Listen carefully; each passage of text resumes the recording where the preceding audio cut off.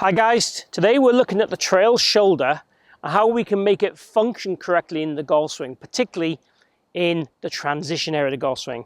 Now this is a fault I see daily in my lesson tee players doing incorrectly.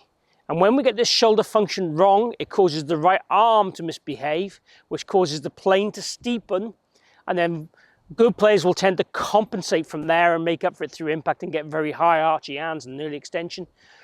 The poorer players will tend to come across the golf ball and hit slices and pulls and fades and so on. So we're going to work quite hard today in how we work the shoulder correctly to get your arm and elbow working correctly in the downswing.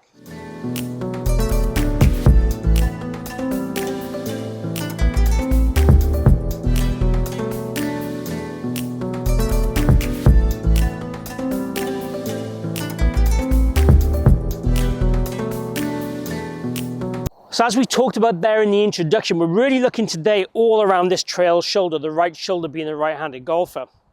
And what I tend to see with most golfers is in transition, this shoulder will move forward and early in relation to the legs.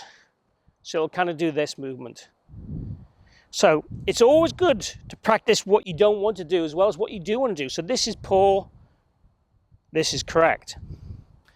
So the major difference is the good golfers with the trail shoulder at the top, it tends to move backwards and away from the golf ball initially.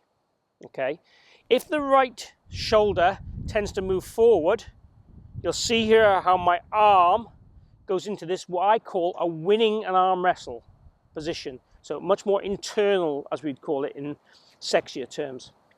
What we wanted to do is go back like this, so I lose the arm wrestle, and that makes my shoulder move the correct way. We also want to make sure at the same time there's a slight lateral bump so the lower half is ahead of the torso. Now this is such a fraction of a movement, but it makes all the difference. If these tend to move too much in tandem, you'll tend to want to get the arm out here, the elbow into this shape, and then the elbow gets kind of trapped down below, or we arch it up. We want to feel that the elbow moves out like this in that losing the arm wrestle position, and the shoulder externally rotates back. And we don't want to do it with a torso lift. The torso stays down, arm moves, and the shoulder moves, and the lower half would kind of bump. That's the magic moves if we can. Now I can feel that just doing that move in my shoulder. It gives me a sensation of my shoulder moving differently to normal, which is a good thing. I tend to get a little steep in transition. So this is gold for me, doing this. The more I can do this, the better I will move. And I know my golf swing isn't terrible, but it's nowhere near what I want it to be, or nowhere near perfect. And there is more than one way. How do we feel this? This is a difficult feel. I would take the golf club, hold it like a walking stick like this. Whip it over your tricep, pull the club down, and make this move. This is how we want the trail shoulder and the trail elbow to move in the downswing. So let's do that again. Rotate the club over your tricep, pull it with your lead arm, bring your elbow out, then rotate your body into the position. Elbow beat in hand, shoulder externally rotating, losing that arm wrestle. So at home, you can be doing that, watching the television, or in the garden, in the patio, and getting the feel of how your elbow and shoulder should move.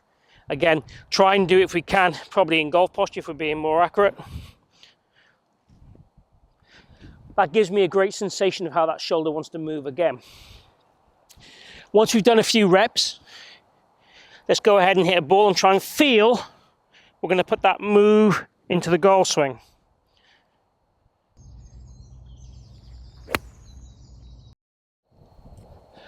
And I ever so slightly push. Again, I struck it a little bit off the toe as well, if I'm being honest. But we're trying to feel that move. And if I do that move too much, I will shallow it. And because I shallow the club later on, by the extension and arching of the wrists,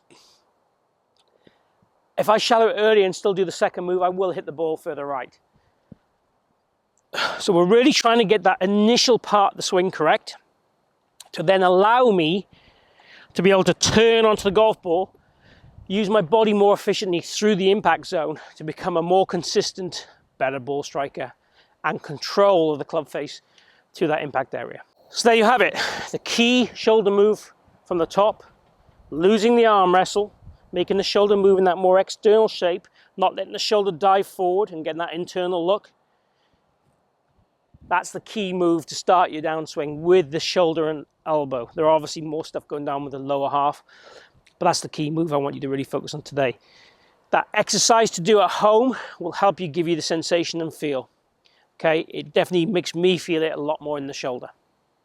If you've enjoyed the video, please click like and share the video. Really helps if you can do that. Also, please post comments or questions down below. Really appreciate them. Also, if you haven't followed or subscribed, hit my logo down the bottom corner and join me on my channel to allow me to help you improve your golf. Thanks for tuning in today at the Forest of Arden. Hope to see you back here real soon.